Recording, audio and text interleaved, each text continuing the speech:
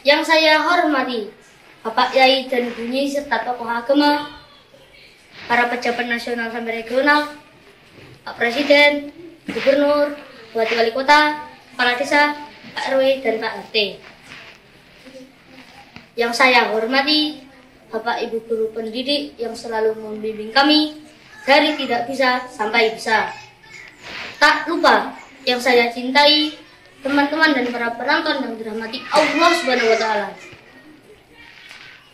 Semoga kita dipertemukan kembali dengan para nabi dan rasul dan orang-orang beriman di tanahnya. Dan semoga Allah memberikan kita rahmat, kesehatan, dan rezeki agar bisa segera bayar hutang ini. Itu pun kalau ada hutangnya ya. Hadirin semuanya, jadi santri jangan dimulai. Jadi santri harus berani. Sebelum ceramah dimulai, dengar dulu pantun ini. Bertemu rumah irama, membuat ilmu semakin dalam. Pertama dan paling utama, izinkan saya mengucap salam.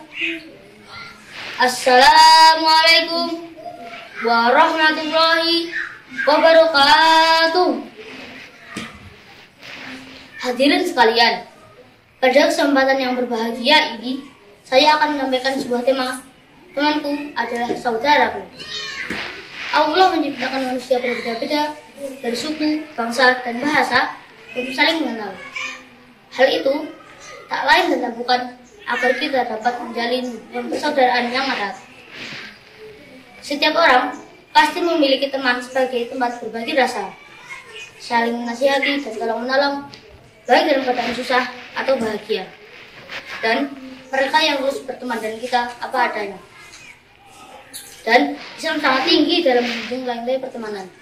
Bahkan Rasulullah SAW pernah bersabda, jiwa-jiwa manusia ibarat pasukan. Bila saling mengenal menjadi rukun, dan bila tidak saling mengenal menimbulkan perselisihan. Hadis riwayat Muslim. Tidak hanya itu, Islam juga menekankan kita agar teliti dalam memilih teman. Banyak yang terjerumus dalam kemaksiatan dan kesesatan karena pengaruh berteman dengan orang yang salah.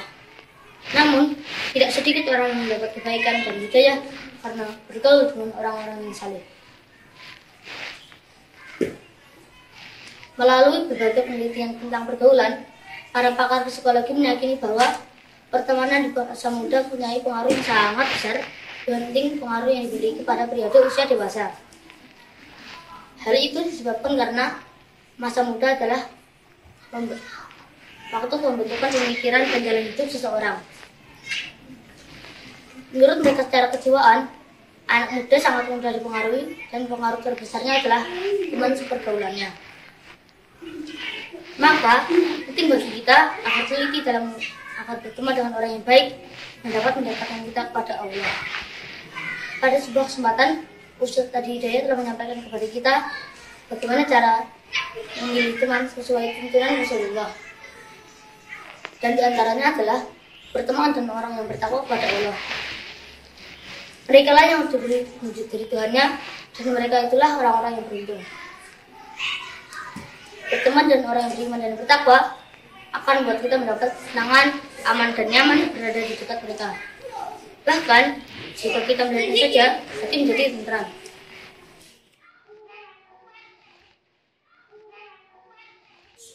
Berteman dengan orang yang beriman dan bertakwa itu juga mendapat pahala.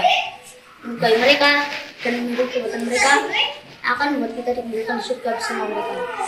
Begitu juga apabila kita senang berteman dan meniru perbuatan orang-orang kafir dan fasik yang terlarang akan membuat kita mendapat dosa.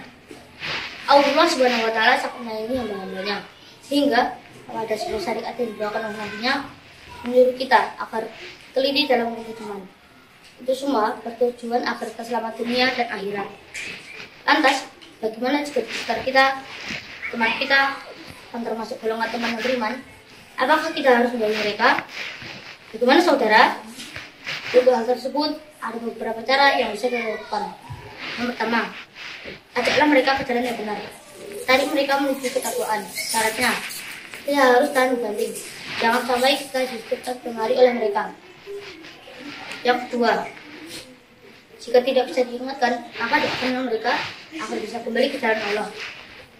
Dan jaga nyaralah dengan mereka, jangan sampai kita justru terjerumus di jalan yang salah. Yang ketiga, teman kita adalah saudara kita seiman, bangsa, dan setanah air, yang semoga bisa membersamai kita ke surga kelak. Meski berbeda jalan, jangan sampai ada keselisihan dan pertengkaran. Setuju? Indah bunga di taman, duduk santai sambil makan ikutan.